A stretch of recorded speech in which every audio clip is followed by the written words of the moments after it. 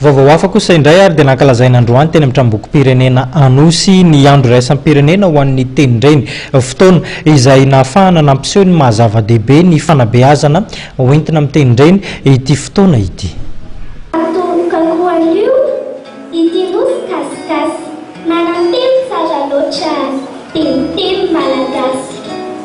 Ary raha tianao no vary tambarona sindresika fa raha tiako andriako teny. Raika amby 20 Fevrier andro nofaritan'ny UNESCO Nankalazaina ny tenin-dreny.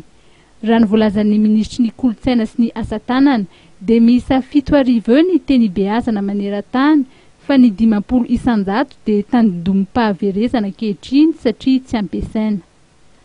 Tonga nanome voninahitra ny lanonana androany ny vadin'ny filoham-pirenena, ny vadin'ny praiminisitra lehibe ny gouvernemanta ary ny ministry ny serasera sy ny fifandraisana amin'ny androm-panjakana.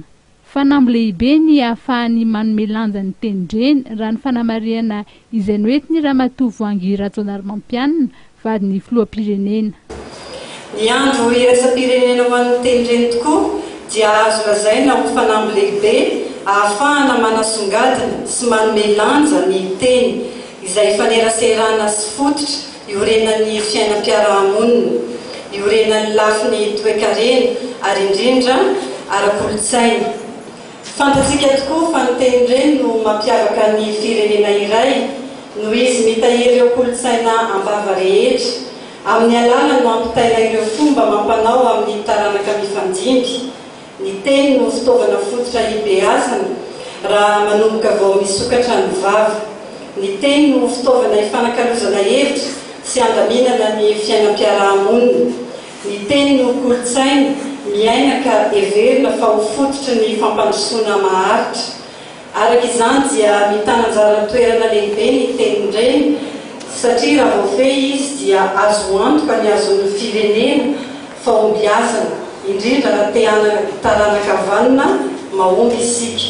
Ny tanjona dia ny fikolokoloana sy fifampiroboroboana ny teny, indrindra ny fikajiana sy ny fiarovana azy mandrakariva mba ho voatazana hatrany maha-kolotsaina miaina azy. Amin'ity taona ity dia nofidiana ny hoe fanabeazana ny ampita, ny tenin-dreny no tafita. Nanamarika ny lanonana androany ihany koa moa ny fanomezana loka ireo izay nahazo tamin'ny fifaninanana no karakaraina teto anivon'ny ministera. Nisy hatrany koa ny teny, ny fijoroana vavolombelona sy ny poezia izay nanamarika ny fotoana.